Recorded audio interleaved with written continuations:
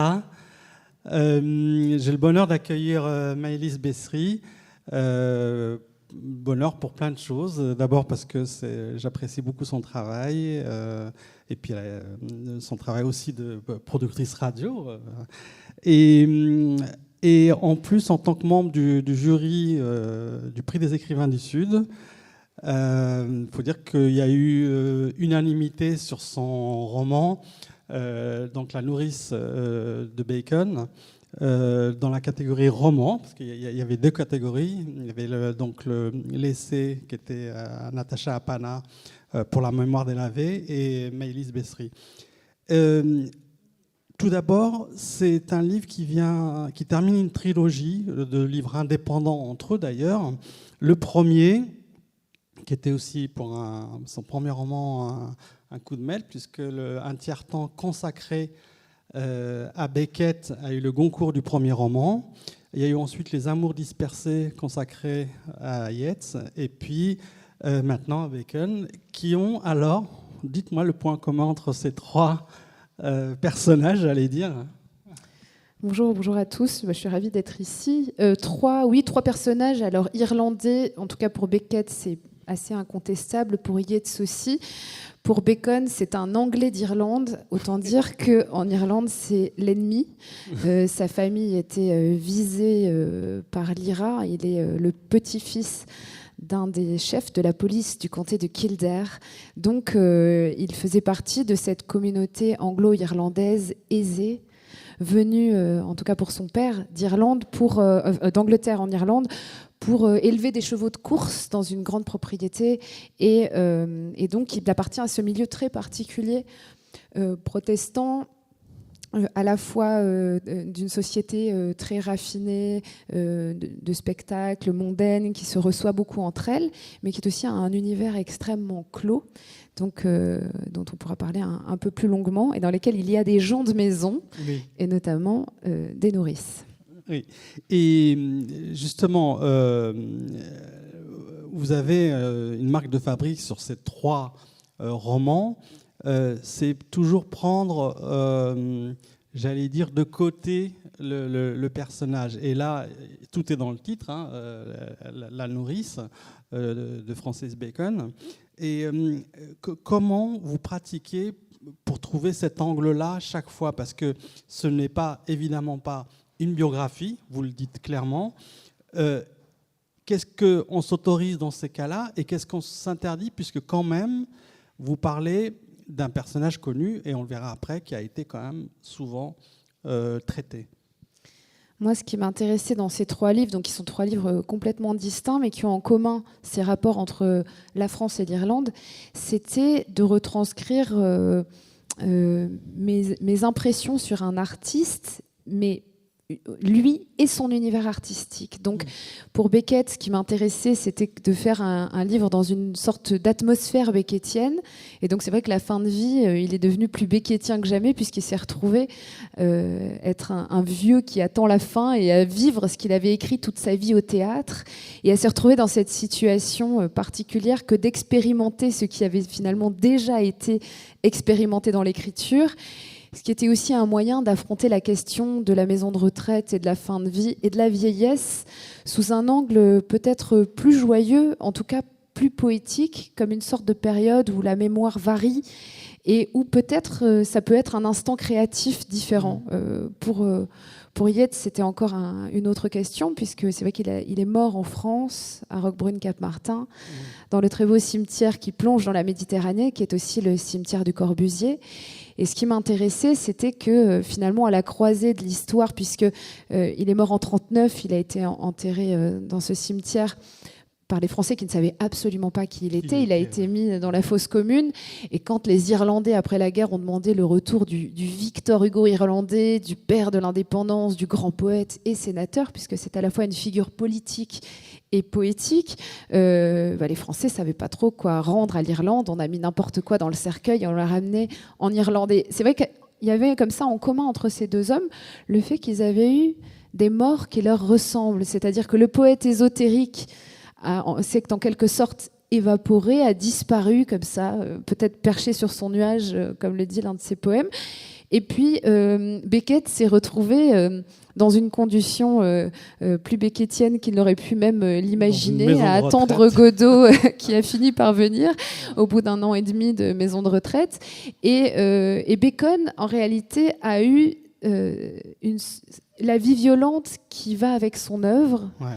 Mais je me disais qu'il n'avait pas pu expérimenter que ça. Sinon, il n'aurait même pas pu peindre. Donc, pour que la peinture soit possible, il fallait qu'il se soit passé quelque chose d'autre dans sa vie. On ira, effectivement, c'est même le cœur à la fois de l'œuvre et de la vie de Bacon, cette histoire de violence durant l'enfance. Une question un peu générale sur Francis Bacon. J'ai le sentiment que des 3 personnages que vous avez embrassés dans tous les sens du terme, et quand même, c'est l'un des plus complexes. Pourquoi fascine-t-il autant ? Parce qu'il y a eu d'autres livres avec d'autres angles sur Francis Bacon, aussi bien des essais que des tentatives romanesques. Qu'est-ce qui fait qu'en dehors de ce côté né à Dublin, mort à Madrid, si je me souviens bien, qu'est-ce qui fait qu'il vous a fasciné au point de passer beaucoup de temps? Parce qu'il faut le dire que quand on s'empare d'un projet romanesque comme ça, on est tout le temps avec son personnage, j'allais dire. En réalité, c'est cette question du pas de côté. C'est-à-dire que moi, de Bacon, je connaissais l'atelier, la peinture, mais aussi l'atelier, parce qu'à Dublin, il y a un endroit magnifique qui s'appelle la Hugh Lane Gallery, qui est l'endroit dans lequel l'atelier, on dit studio en anglais, a été déplacé de Londres à Dublin, c'est-à-dire qu'on l'a rendu à sa ville natale d'une certaine manière à travers cet atelier qui est un endroit de chaos absolu, qui est une sorte d'inconscient à ciel ouvert dans lequel il y a des pots renversés, des pigments partout, de la poussière, des essais sur les murs, du sable, des photos de manuels médicaux avec des pathologies de la bouche, toute forme de handicap avec des corps distordus. Il y a aussi des reproductions de Velázquez. Donc c'est une sorte de lieu à la fois fascinant et en même temps c'est la porte des enfers, quoi. C'est un lieu angoissant et dont on sent qu'il y a une sorte de bouillonnement comme ça, un peu inquiétant comme la peinture de Bacon. Et dans cet endroit de la Hugh Lane Gallery, on diffuse en permanence des interviews de Bacon. Et Bacon, c'est une sorte de poisson difficile à saisir. Il passe son temps à jouer avec la personne qui l'interviewe. Il ne répond jamais aux questions. Il pose, il plaisante, il provoque. Et donc, on ne sait jamais trop ce qui se passe. Et il s'invente une sorte de réputation comme ça, extrêmement scandaleuse, alors qui correspond à une part de sa vie. Mais on a l'impression qu'on ne sait jamais trop qui on a en face. Et un jour, en écoutant des documentaires et des interviews de Bacon, j'entends John Richardson, qui est un historien de l'art, qui était un ami de Bacon, très proche, qui raconte, mais nous, quand on allait chez Bacon, il y avait toujours Nanny. Et là, il décrit une nourrice complètement improbable, qui n'a rien à voir avec l'image qu'on a d'un Bacon provocateur, disparaissant dans les clubs homosexuels la nuit, revenant couvert d'échymoses le lendemain, avec une vie incroyable, alcoolisé, peignant comme ça dans une sorte d'élan de violence, s'énervant sur sa peinture, crevant ses toiles quand il les aimait pas. Et à côté de ça, très dandy, là, on a l'image d'une petite mamie avec un chignon tressé qui partageait sa vie, qui est décrite comme une sorte de chapardeuse comme ça, qui piquait sur les marchés quand ils avaient plus d'argent, et qui a, Richardson dit, dirigé sa vie. Et là, je me dis, mais qu'est-ce que c'est que cette histoire de Nanny ? Et donc, j'ai commencé à faire des recherches sur cette femme. J'ai découvert qu'elle s'appelait Jessie Lightfoot et qu'elle était en quelque sorte l'élan vital qui manquait à Bacon, personnage sombre, personnage très autodestructeur. Elle a été la pulsion de vie nécessaire pour qu'il puisse y avoir de la peinture. Et surtout, pour vous, elle a été l'angle de votre approche. En plus, effectivement, elle est presque l'anti-image de Bacon. Colle-toi parce qu'on n'entend pas. Pardon, excusez-moi. Je disais qu'elle a choisi l'angle de Nanny. D'ailleurs, vous ouvrez le roman par le portrait de Jessie Lightfoot. Vous pouvez peut-être lire un petit extrait parce que je vous tiens le... Absolument. C'est le tout début, c'est le prologue du roman. On dit qu'il y a Ça donne une idée aussi. Il existe un portrait de Bacon qui s'appelle la nourrice du cuirassé Potemkin. Alors on la connaît tous, cette nourrice qui a assez lorgnon, qui se casse au moment où le landau du bébé dévale les escaliers. Et cette nourrice aurait été inspirée de Jessie. Je vais te tenir le micro. Oh, je peux gérer, t'inquiète. Prologue. Portrait de la nourrice, Jessie Lightfoot. Quand elle soliloque, la bouche de Jessie Lightfoot s'ouvre à peine, trou ténu sur museau de souris. Pas vraiment une bouche. Un trait, une fente de tirelire, une vague de chair aspirée vers l'intérieur. Difficile de prévoir ce qui va y rentrer, ce qui va en sortir. De différencier la bouche anodine de la goule du vampire ou de celle de l'oracle. Il suffit d'une ouverture, d'un desserrement de mâchoire pour qu'elle devienne tout autre, laisse poindre un paysage vallonné, camailleux de roses dans un ciel dentelé d'ivoire. Tout dépend de l'instant choisi. Un simple bâillement au milieu d'un festin, et c'est la plongée dans l'abîme, dans l'antre obscur des massacres, le royaume charognard d'où gicle le jus des morsures, d'où craquent les os et les cartilages. En cas de douleur aiguë ou de danger imminent, la vue sur la bouche n'est bien sûr pas la même. Paroxysme de l'écartement, lèvres prêtes à se fendre, dents aiguisées, dévoilées au cas où. Quant au faux noir de l'orifice, il se nervure alors sous les vibrations du cri qui s'échappe comme un éther et rejoint les cieux pour gronder avec eux. La bouche est si changeante, si bavarde. Elle est la gueule de l'humanité tout entière, une pour toutes, contenue en chacune, un mystère. Que peut dire celle de Jessie Lightfoot à présent, maintenant qu'elle est figée sur la toile, immortelle? Ses dents pourraient bien un jour avoir raison de la viande qui les enveloppe. La bouche mangée par elle-même comme de la couenne serait alors mise à nu, à jamais ouverte, maxillaire exhibé, incisive offerte. À moins que ce soit l'inverse, que la peau se tanne au contact des dents dures, bouche de cuir d'hippopotame, croupon de vache rustique.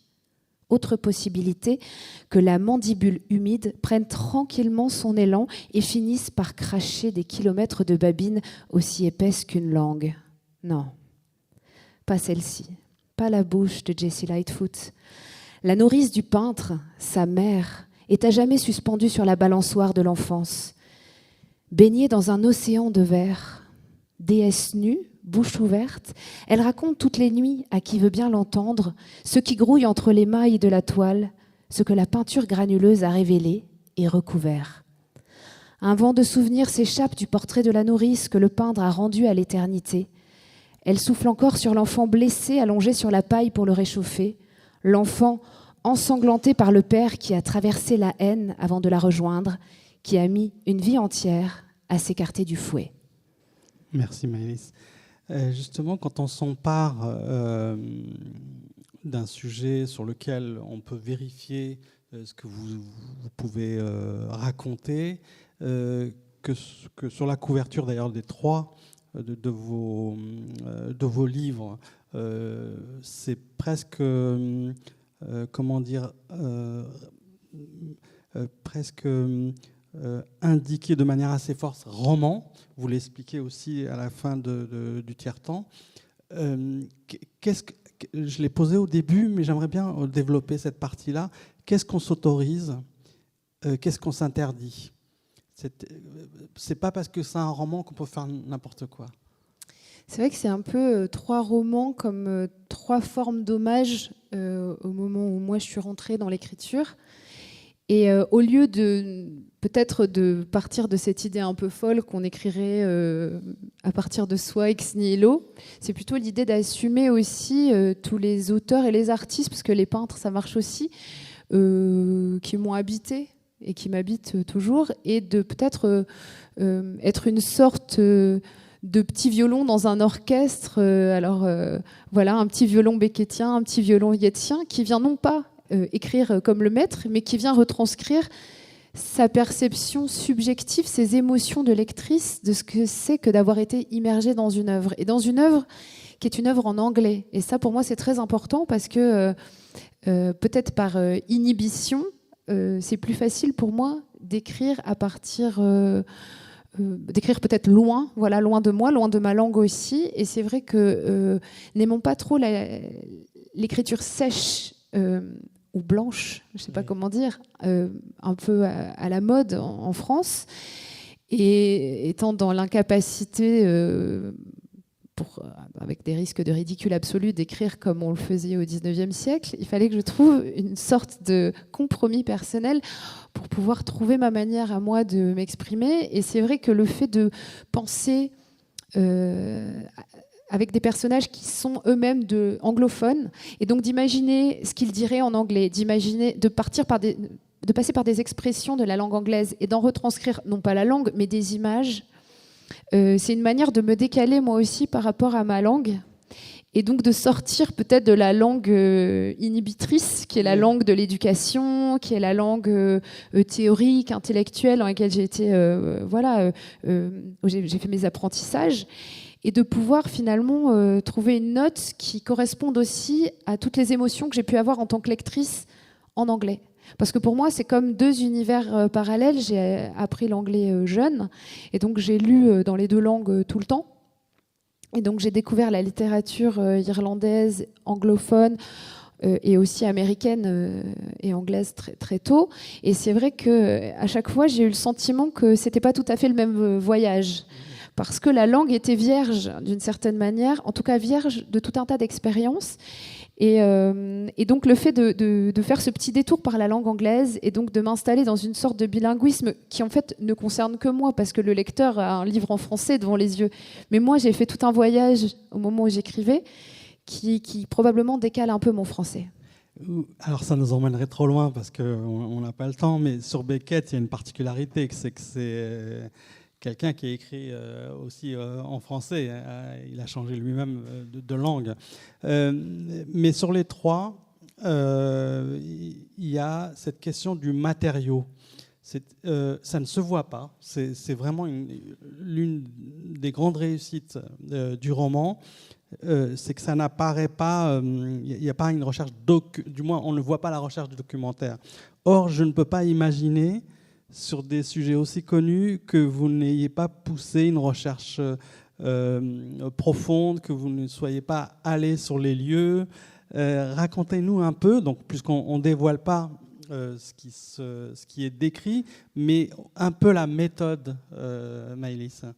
Mais oui, il y a beaucoup de recherches en fait pour les trois romans. J'ai fait beaucoup de recherches, mais dans la manière de moi, ce qui m'intéresse, c'est effectivement de suffisamment l'absorber et pour que ça n'apparaisse pas dans l'écriture. Donc, je veux absolument pas. Je ne lis pas d'ouvrage théorique, par exemple, sur la peinture. Je n'ai pas lu du tout d'ouvrage théorique, mais je me suis immergée dans l'œuvre. J'ai beaucoup regardé les toiles et j'ai beaucoup recherché tous les éléments qui étaient dans cet atelier de Bacon. Donc, en fait, je repars de la matière brute. C'est ça qui m'intéresse.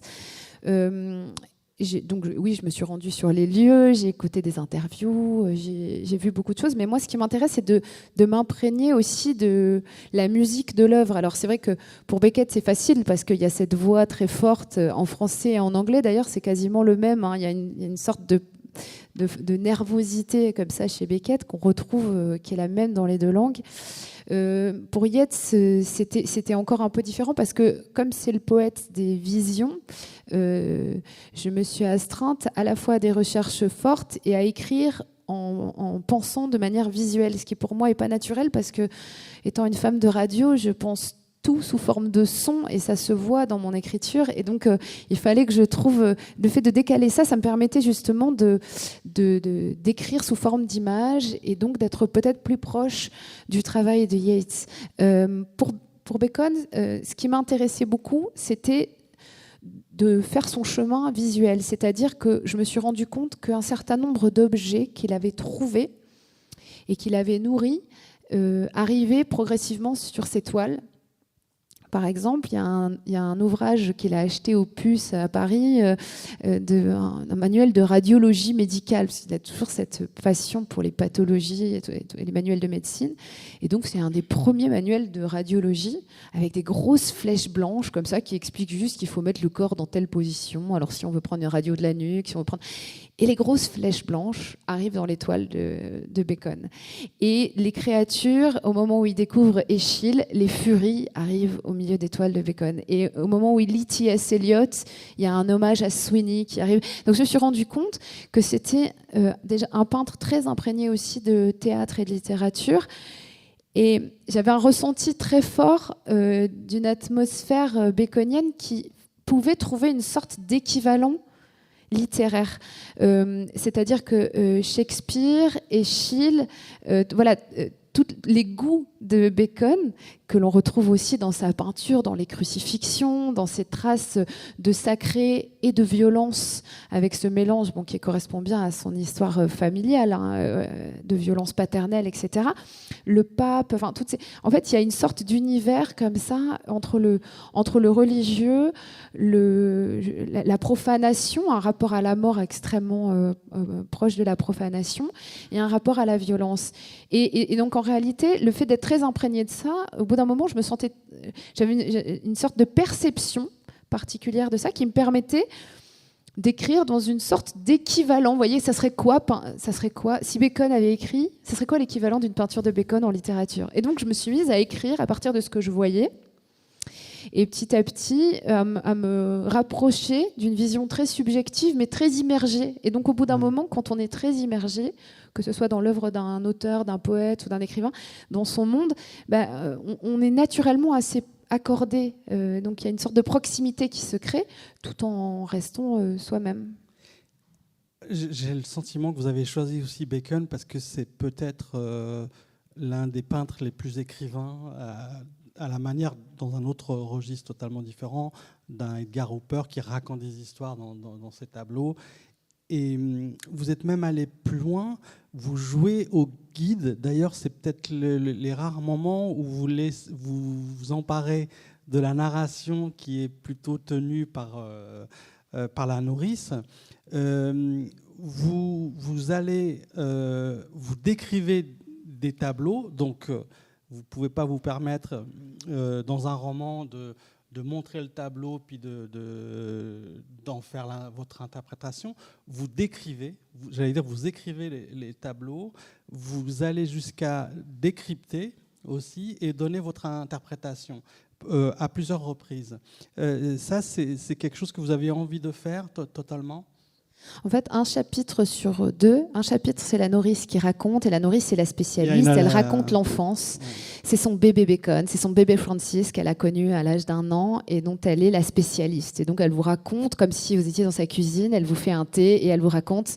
Moi, quand je suis arrivée à Cannycourt House, le petit Francis était sur le sol, comme ça, il bavait encore par terre, il s'est accroché à mon cou. Elle raconte, et c'est une sorte de parole de mère, quoi. Et petit à petit, on comprend ce qu'il a traversé. Donc là, on est du côté, effectivement, de l'amour comme ça, inconditionnel, maternel. Et un chapitre sur 2, Bacon est en train de peindre. Mais c'est donc une écriture beaucoup plus pulsionnelle, et on comprend pourquoi il ne pouvait pas peindre autre chose que ce qu'il a peint, finalement, avec l'éclairage de la nourrice. Mais en même temps, moi, alors c'est vrai que lui, elle parle en jeu, Jesse Lightfoot, et c'est vrai que les chapitres dans lesquels il peint, il y a un tu qui est là, qui pour moi est une sorte de... Alors, pour moi, c'est très proche de ce qui se passe quand on écrit. Il y a une sorte d'impératif, comme ça, de voile impératif d'une adresse qui dicte au peintre ce qu'il faut qu'il fasse, quoi. Et il s'énerve parce qu'il arrive pas toujours à atteindre l'image qu'il a en tête. Et parfois, il suffit d'une mauvaise touche de peinture, d'un coup de brosse maladroit pour que le tableau soit définitivement ruiné. Donc il y a cette particularité d'être dans l'atelier et de comprendre. Donc c'est une voix très intérieure. Mais en réalité, ces deux intériorités, moi, ce qui m'intéressait, j'aurais pas pu supporter Bacon sans la Nanny. C'est un personnage... il est très important dans le... Oui. Ce personnage-là, mais le tu aussi, un tu un peu mystérieux. Est-ce que c'est la narratrice? Est-ce que c'est la nourrice, parfois, on peut se dire, tiens, la nourrice, ça... Je crois pas. Je crois que pour moi, le tu, c'est lui qui se parle à lui-même et qui n'atteint pas ses exigences. Donc c'est vraiment son idéal, en fait, qui est en train de s'exprimer et de manière très violente, parfois, à son égard. Ce qui m'intéressait aussi, c'est ce qui se passe dans les processus créatifs en général, c'est qu'on a intériorisé plein de voix. Oui, c'est tout à fait normal pour les autres. En radio, vous appelez la voix intérieure. Oui. Il paraît que c'est normal d'entendre des voix quand on écrit, mais en tout cas, il y a ce phénomène-là qui existe pour les peintres, pour tout le monde, en fait, de chercher. Et donc, moi, ce qui m'intéressait, c'est que ce personnage de la nourrice, elle est tellement structurellement sa mère qu'il l'a en lui et qu'en réalité, même au-delà de sa mort, il peut la solliciter quand il veut, il peut la réanimer quand il veut, quand il a besoin de peindre, quand il a besoin d'elle, elle est là. Mais il y a aussi les mauvaises voix. Et la voix du père. Fou, hein, ça marche très très bien. Il y a l'amour inconditionnel, indéfectible de la nourrice qui le porte. Hein, vous avez parlé de pulsion de vie. Justement, pour peut-être aller un peu plus profondément dans le cœur de Bacon, on l'a décrit, c'est écrit partout, vous regardez sa notice, etc. Le peintre de la violence et de la cruauté. Alors, qu'est-ce que vous pensez de ça ?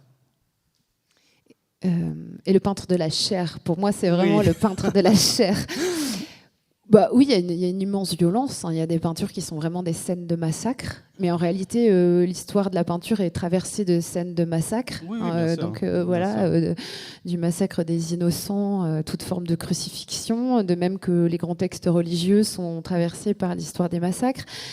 Moi, ce qui m'intéresse, c'est effectivement la cohabitation de deux choses chez Bacon. C'est d'un côté cette grande violence un peu érotisée, et puis à côté de ça, il y a ces couleurs pastel magnifiques qui arrivent au milieu. Donc il y a quand même toujours quelque chose qui n'est pas du côté de cette destruction qu'on voit partout, qui est au centre de la toile et qui veut aussi nous montrer.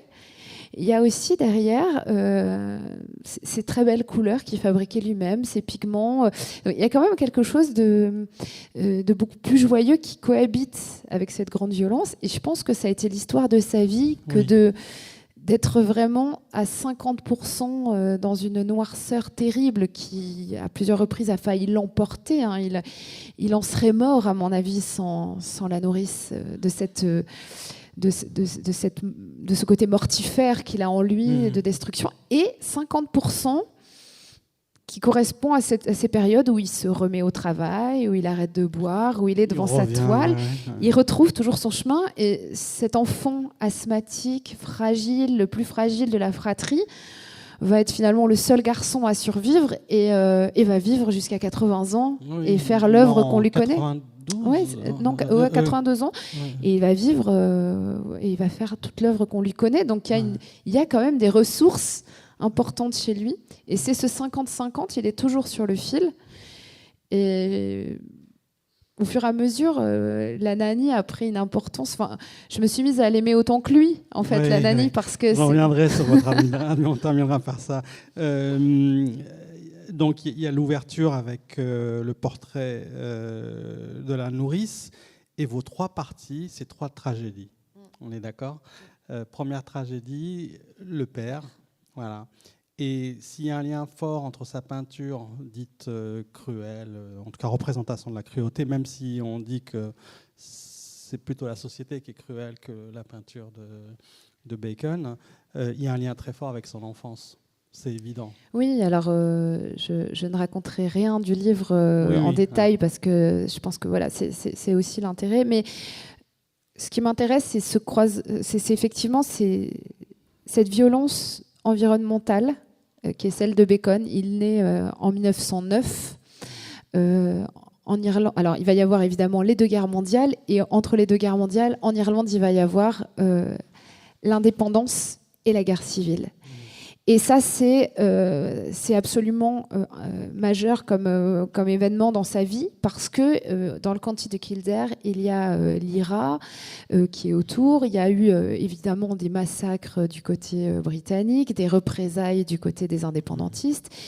Et tout ça cohabite de manière extrêmement violente. Et donc des attentats sont faits régulièrement à l'encontre de la police britannique, donc son grand-père, que son grand-père dirige à Kildare. Et donc lui, il est élevé dans une atmosphère un peu comme s'il vivait dans une forêt entourée de chasseurs. Il y a la mère dit qu'il faut s'éloigner des fenêtres. Il va y avoir tout un système de sacs de sable pour protéger les maisons. Donc il est une sorte de cible vivante comme ça. Et en tout cas, il va intégrer cette impression d'être persécuté, d'être traqué. Il va y avoir un autre ennemi dans cette maison qui est à l'intérieur de la maison, qui est ce père tyrannique et violent. Le capitaine, on l'appelle. Le capitaine, voilà, le capitaine. Et qui est un militaire à la retraite, qui élève des chevaux. Et moi, ce qui m'intéressait là-dedans, c'est que j'avais vu cette interview de Bacon dans laquelle il dit, en fait, il raconte des scènes comme ça, tout à fait légères de sa vie. Et puis à un moment donné, alors qu'il a au moins une 50aine d'années, il y a une ampoule qui claque. Et il fait un bond, il arrête l'interview comme ça, et il fait une plaisanterie, mais dont on voit que c'en est pas une, parce que ça sort trop vite pour que ça en soit une. Il dit « J'ai cru que c'était l'IRA ». Et donc ça, moi, ça m'a marqué, parce que je me suis dit, la force quand même de se souvenir, une ampoule qui claque, il entend l'IRA, je me suis dit, voilà, et les geôles étaient très proches, il entendait ce qui se passait des deux côtés. Et il y avait tous ces récits qu'on entend dans des périodes de guerre ou de tension comme ça, c'est-à-dire des récits de torture de part et d'autre, etc. Il a été très marqué, enfant, par cette idée-là. Et en même temps, et ça vous fabrique un peintre, il est au milieu de ce paysage sublime. Oui. Le décor est entouré de chevaux sauvages. Donc c'est une sorte d'atmosphère complètement poétique et voilà. Et lui, en même temps, asthmatique, c'est un enfer pour lui, quoi, ce monde animalier autour. Et c'est vrai qu'on va hériter de ça, ces portraits suffocants avec ces cris poussés vers le haut et ces coups de brosse verticaux qui vont montrer justement ces espaces confinés et ces figures qui s'asphyxient. Et justement, vous l'évoquez un peu, en quoi est-il le symbole d'un XXe siècle, même d'une moitié du XXe siècle, et puis avec le décor irlandais, qui est un décor, qu'on le veuille ou non, très singulier quand même. À la suite de Picasso, il va être un grand inventeur. D'ailleurs, l'omniprésence de Picasso va retarder d'une certaine manière l'éclosion. Voilà, il va créer ces bêtes fantastiques, ces créatures que l'on va voir dentées avec des bouches grandes ouvertes, extrêmement rouges. Moi, ce que j'adore chez lui, c'est qu'il y a effectivement cette provocation. Il dit, moi, je fais une peinture pour les nerfs, donc il y a des trucs comme ça, il y a toujours un truc dégueulasse au milieu, etc. Mais à côté de ça, il y a ce raffinement d'une bouche, de l'intérieur d'une bouche peinte comme un paysage, quoi, quelque chose de magnifique dans le coloris, dans le soin apporté aussi. La peinture de Bacon, c'est une peinture aussi, c'est une vraie matière. Donc il y a un travail sur l'épaisseur et sur la manière dont lui-même a créé sa peinture. Et donc, en tant que texture, on voit bien d'ailleurs que c'est peut-être ce qui survit le mieux à Bacon, c'est la texture. C'est-à-dire qu'il a trouvé des systèmes en retournant ses toiles.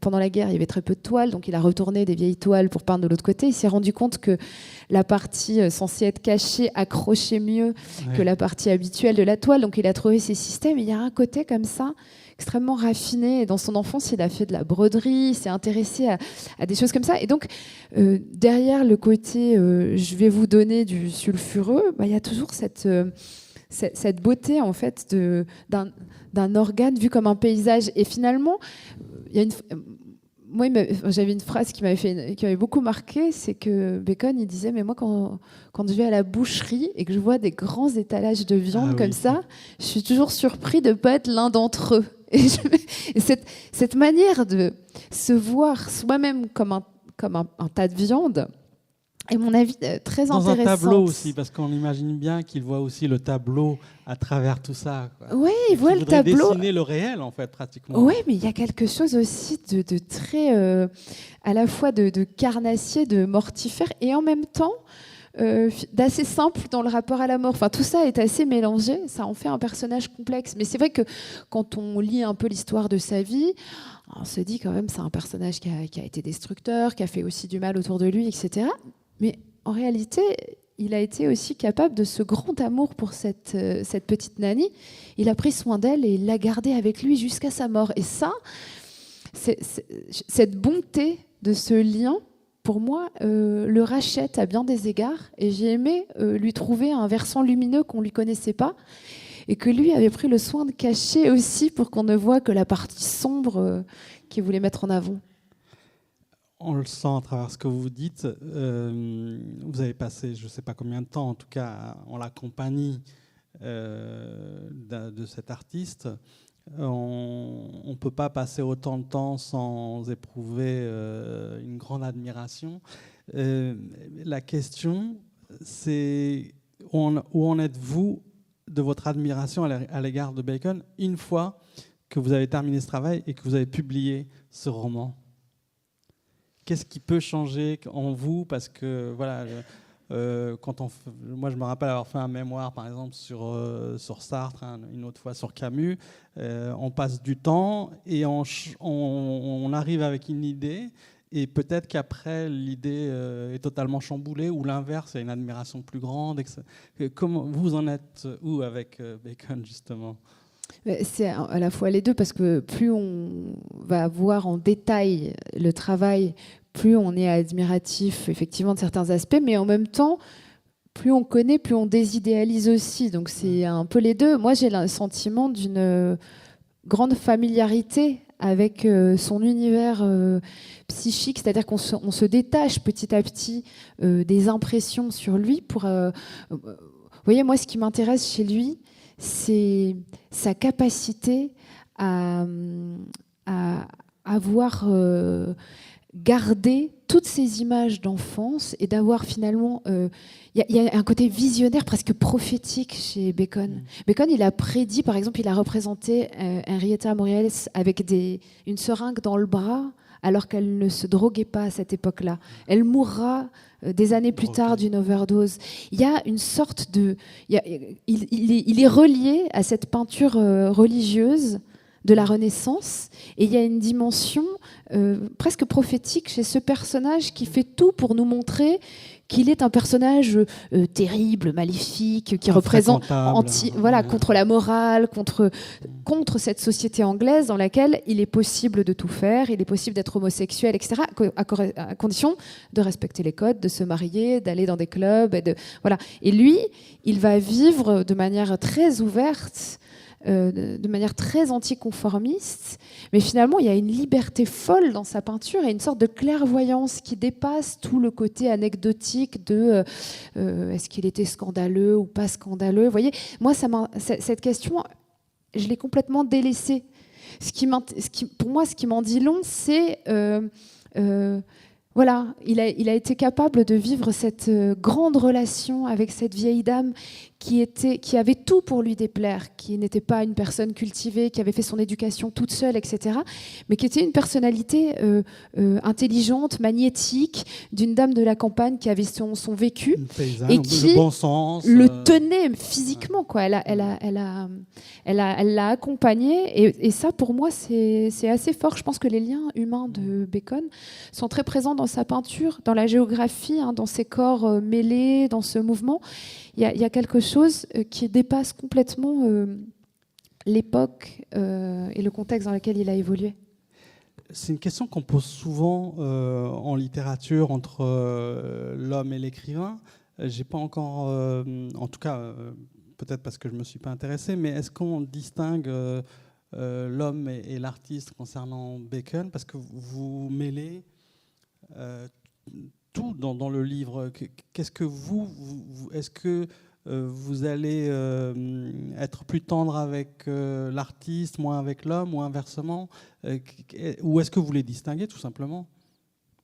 Moi, je suis pas du tout dans un rapport de jugement parce que sinon je pourrais pas écrire sur lui, parce qu'on est quand même obligé sans s'identifier complètement, on est obligé de faire un effort d'empathie. Enfin, moi, c'est ce qui m'intéresse le plus dans l'écriture, c'est justement d'être quelqu'un d'autre et de faire ce travail d'empathie, d'imaginer ce que c'est. Alors c'est un travail aussi sur le langage, d'imaginer comment est-ce que une dame de son âge, anglaise, qui vient de la campagne, qui vient de Cornouailles, s'exprime à cette période-là où elle est à la fois bien monarchiste et conservatrice, mais où elle a tout accepté de l'homosexualité de Bacon et de ses phrases. Donc c'est un personnage totalement contradictoire, comme on les aime en littérature, parce qu'il y a des tensions partout et que, évidemment, elle est tout le temps surprenante. Elle est décalée, elle est à la fois très chic et désuète et en même temps décalée, amusante. Elle propose aux copains de Bacon de fumer de l'herbe. Elle est quand même extrêmement amusante. Il y a un côté arsenic et vieille dentelle chez elle que je trouve absolument irrésistible. Et ça, c'est décrit par les amis de Bacon.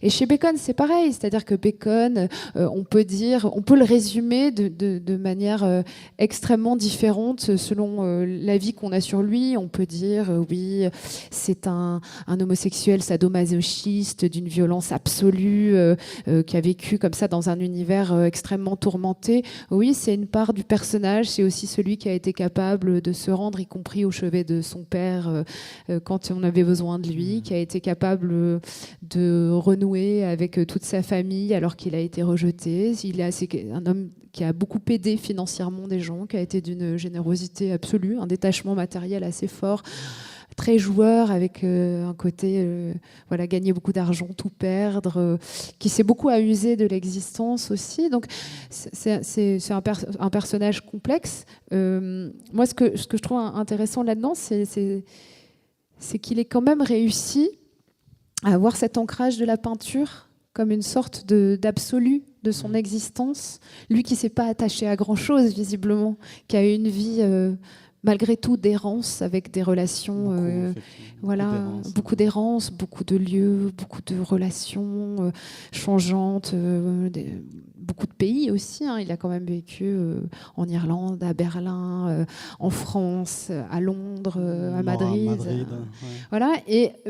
Mais avec toujours en tête la peinture et les grands tableaux des maîtres qu'il allait voir et devant lesquels il est resté dans une sorte de mouvement contemplatif, d'admiration et de conquête aussi de sa propre peinture. Et ça, je trouve que c'est une quête magnifique. Et la ligne directrice qui est cette fameuse nourrice, je trouve dont il a gardé toujours jusqu'à effectivement, elle s'occupait de lui, il s'est occupé d'elle vers la fin de cette femme. J'ai plein d'autres questions, mais peut-être que, parce que je ne veux pas frustrer les gens qui sont venus, et je vous en remercie, est-ce que vous avez une question, aussi bien sur la forme que sur le fond? Je sais que c'est toujours la première qui est difficile à poser, on passe directement à la deuxième question. Quelqu'un? Vous avez? Je laisse encore 30 secondes. Ah, pardon, je vous ai pas. Ah, allez-y.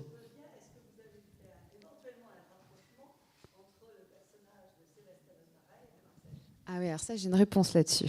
Merci d'avoir posé cette question. Voilà, je ne l'ai pas posée. Voilà. Alors pour moi, Jessie Lightfoot, c'est l'anti-Céleste Albarré, parce que Céleste Albarré est devenue plus proustienne que Proust. C'est la spécialiste de Proust, et dans une admiration absolue, à lui garder tous ses petits papiers, les remettre dans l'ordre sur son lit, et qui est devenue finalement assez snob et assez chic, et d'ailleurs c'est un personnage magnifique. Mais Céleste Albarré, pour moi, est restée comme ça, déférente envers le maître. Jessie Lightfoot, c'est le boss, on obéit. C'est elle le chef, c'est le parrain de la mafia. Bacon ne la lui fait pas à elle et elle le tient. Et elle a aussi un personnage tout à fait différent de Marcel Proust. Elle a un personnage en face qui est complexe, qui est débordant, qui peut verser dans des excès qui sont dangereux pour lui-même, qui peut détruire l'intégralité de ses toiles. Donc, elle est la tutrice au sens propre comme au sens figuré. Elle le tient et c'est cette force de cette toute petite Nanny maigrichonne comme ça. Et cette force qu'elle garde, même jusque dans ses vieux jours, c'est-à-dire ce qu'elle représente de l'enfance et du sauvetage qu'elle a été pour lui, procure une sorte de liberté à Bacon. Il sait que quoi qu'il arrive, elle est là, Elle est dans la cuisine de cet atelier. Alors, ils s'en amusent beaucoup parce qu'ils sont tellement dépareillés l'un et l'autre. Voilà, le peintre qui fait tourner ses amants dans cet atelier et les amants bien surpris de tomber sur cette petite mamie qui dort sur la table de la cuisine. Mais il y a ce couple improbable représente en réalité une sorte d'équilibre de souffrance, puisque elle est une femme de la campagne qui, comme ces bonnes de cette époque-là, ont été confiées très jeunes, à 15 ans, se sont mises à travailler. Et donc, en réalité, quand elle arrive à 37 ans en Irlande, chez les Bacon, elle a déjà eu 100 vies, elle a déjà élevé des enfants, elle va tout sacrifier. Hein. C'est des femmes qui ne se mariaient pas, qui n'avaient pas d'enfants, qui vivaient pour les autres. Et elle a cette connaissance des gens de maison qui connaissent aussi bien le monde des domestiques que celui des maîtres, qui donc connaissent aussi les deux langages, savent tout de ce qui se passe dans la maison. Et donc, elle est comme ça, une sorte de personnage malicieux. Personne ne se méfie de son intelligence parce que c'est une intelligence naturelle, qu'elle n'est pas instruite, mais elle s'est construite peu à peu, à force d'expérience, sa petite philosophie sur les choses. Et donc, elle lui transmet quand même quelques interdits, pas beaucoup, peut-être pas assez, mais ceux qui vont permettre quand même qu'ils ne déraillent pas complètement, qu'ils ne fassent pas de prison et qu'ils ne se retrouvent pas dans un certain nombre d'embarras dans lesquels ils auraient pu tomber très facilement. On retiendra quand même que c'est sa pulsion de vie, cette Jessie Lightfoot. Et c'est assez fort pour tenir un homme qui a vécu jusqu'à 82 ans minimum en 1992, je crois. Voilà. Est-ce qu'une question, sinon on va conclure. Je ne veux pas frustrer. Non, je sens là, non ? Un désir de question ? D'accord, parce qu'il y avait un élan. Je tiens à... Je peux me permettre de te tutoyer, Maëlys, de te dire qu'en tout cas, quand on a eu ton roman pour la sélection du prix des écrivains du Sud, il y a eu vraiment, je l'ai dit au départ, une unanimité. Et surtout, on voulait, un jury, un prix, c'est aussi un travail de passeur. Et on voulait que cette nourrice soit découverte par le plus grand nombre possible de gens.